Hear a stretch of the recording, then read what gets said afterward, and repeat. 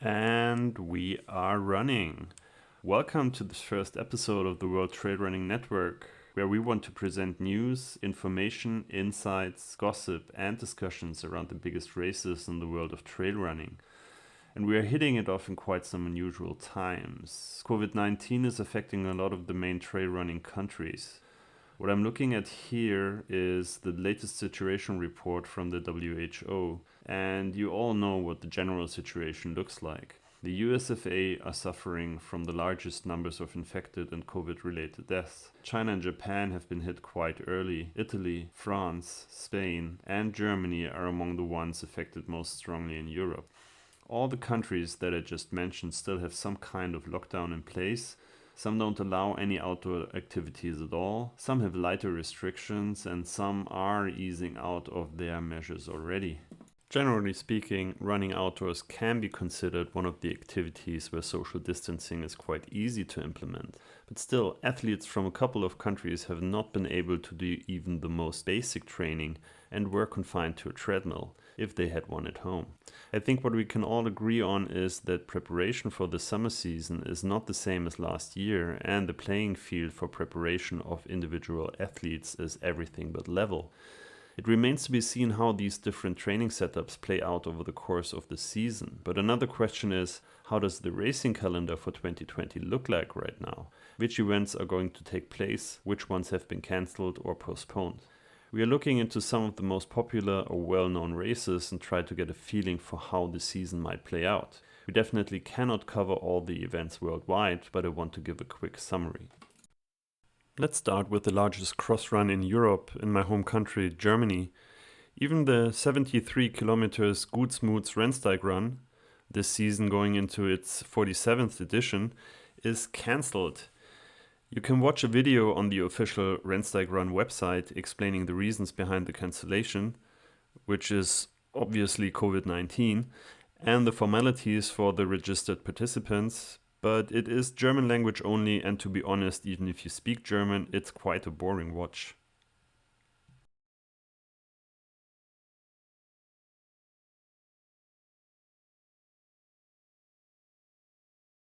Guten Tag. Heute einige Informationen zum Thema Gutsmuts Rennsteiglauf, denn auch wir haben uns Gedanken gemacht zum Thema Gutsmuts Rennsteiglauf. In 8 Wochen stattgefunden hätte. There is a call for a sollen. hashtag Rennsteigläufer at Home challenge, and judging from the reactions on Facebook and Instagram, people are taking it to heart. The concept is that you lock your 73k marathon or half marathon distance between the 8th of May, which is today, and the 7th of June and send in pictures of your run. So for all of the registered participants, there is still time to hop on the bandwagon and participate in this challenge.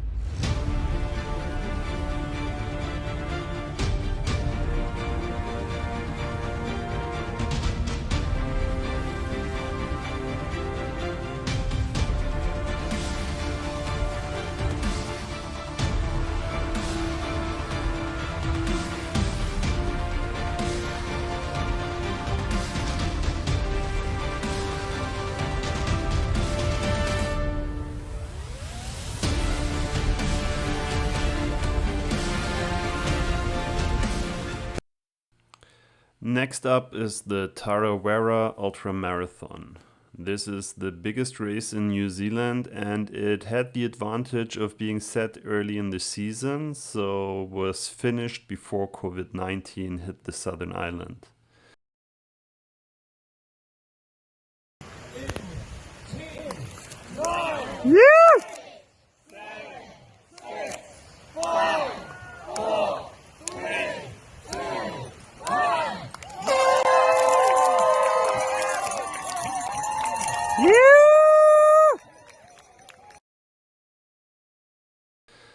Here are the results for the 100 miler in 2020.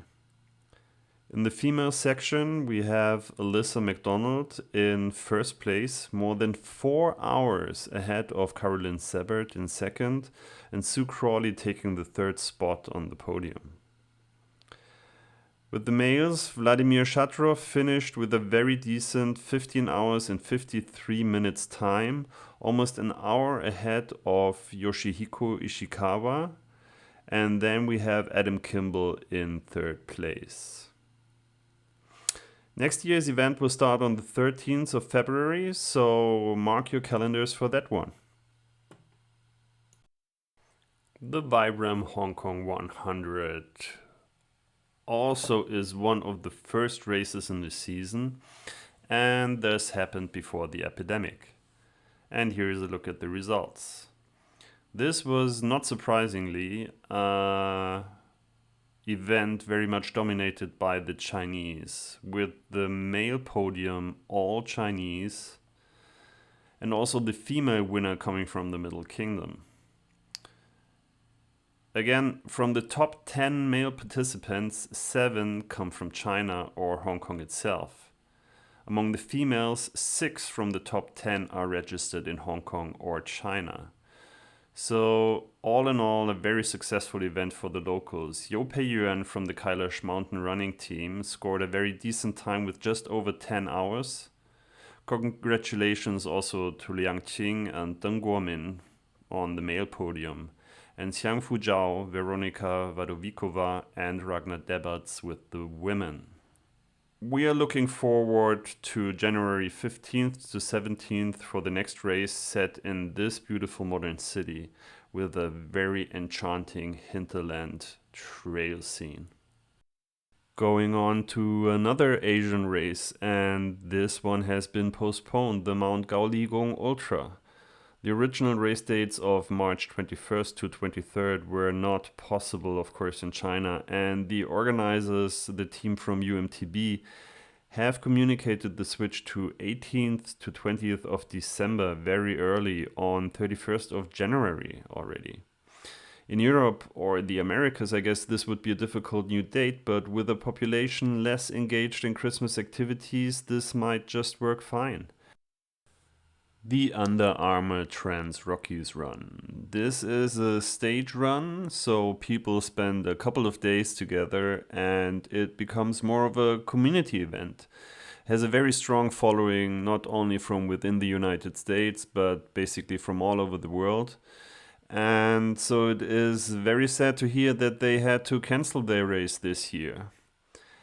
Nonetheless, registrations are transferred to next year at no additional cost, and next year's event will be from 2nd to 7th of August. So best of luck to the organizers for next year. I'm sure it will be another memorable event. The Ultra Trail at Mount Fuji. This event was scheduled smack in the middle of the first wave of COVID-19, so naturally the cancellation of Ultra Trail Mount Fuji was announced on March the 12th. Sad news, especially for the Asian trail running community, as the 168-kilometer run in the foothills of sacred Mount Fuji is definitely one of the most scenic ultra trails in Asia. The organizers of another legendary event have taken the same approach. The Marathon du Sable in Morocco, this year going into its 35th installment, has been postponed from the original April 3rd to 13th to September 18th to 28th. They sound quite confident about the reliability of the new race dates and schedule. Because of the rather special logistics of the MDS, however, it seems not all organizational kinks of the postponement have been worked out so far. Still, we are looking forward to the 35th edition of the MDS, and it would be thrilling to see whether 6-time winner Rashid El Marabiti can add another victory to his racebook. We hold our fingers crossed for the organizers and more than 1,000 registered participants of this legendary race. Next up in our list is the Western States 100-mile endurance run. And sad to say, but the world's oldest 100-miler is cancelled.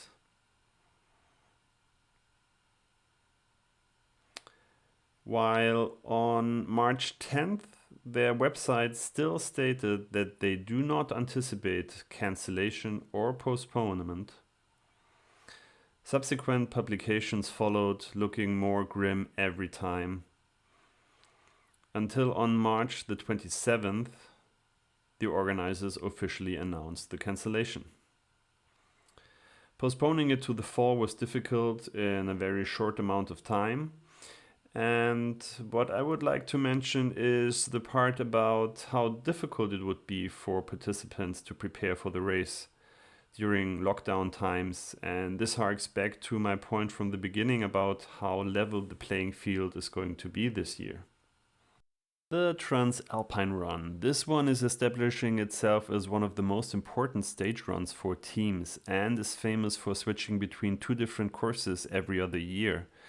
This year they want to start once more from Garmisch-Partenkirchen in Germany on August the 29th to cross the Alps in 8 stages and finish in Vals, Italy on 5th of September.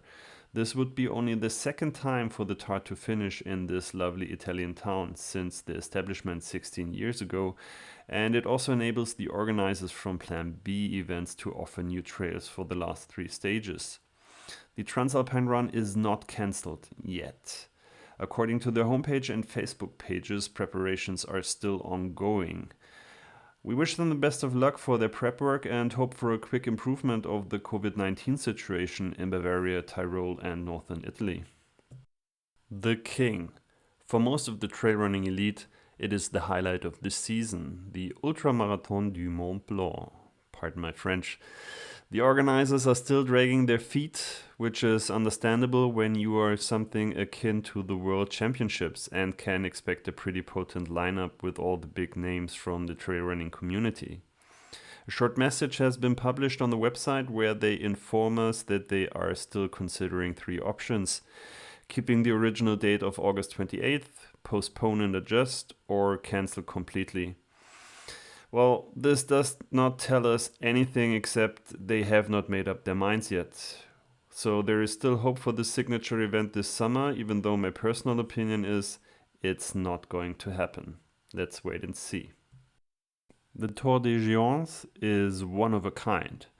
With no set stages and covering a huge area, it has become a test piece for the ultra runners from around the world. It also happens quite late in the season. This year it is scheduled for 13th to 20th of September, and thus there have been no announcements regarding any changes on their website or on social media so far. Still, Italy, especially the north, has been hard hit by the coronavirus, and I personally doubt that we will see a Gate of Giants race this year. Let's keep the coverage of races in the Alps going with the Sierre Sinal. This, with 31 kilometers rather short run, is going into the 46th edition, and we are still looking at the original date of 13th of September. I was not able to find out if 7-time winner and holder of the record time Kilian Jornet will be starting this year again, but of course we will keep you posted on that. With all of this, I hope I was able to whet your appetite a little for the races coming up this season. If I did, please don't forget to like this video and subscribe to the World Trail Running Network. And also make sure you follow us on Instagram and Facebook. Thanks, and see you in the next episode of WTN. So long!